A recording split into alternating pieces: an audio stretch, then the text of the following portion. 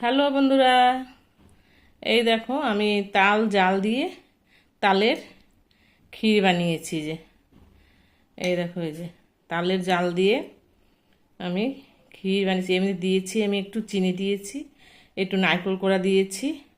তো অনেকক্ষণ একটু জাল দিতে হয়েছে। এইটা এখন 5 দিন যদিও থাকে কিচ্ছু হবে না, নষ্ট হবে না এটা আর কি।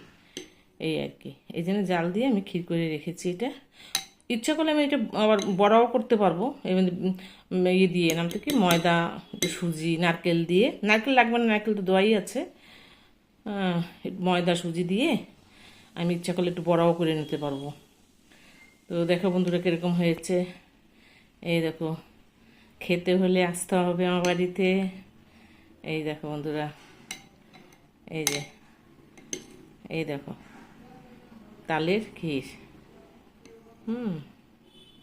এই দেখো, আজকে আমি তালের ক্ষীর বানিয়েছি।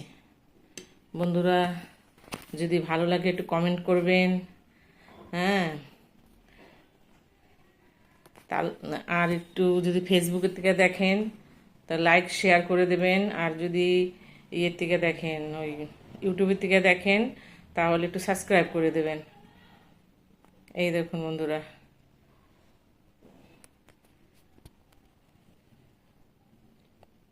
বাই।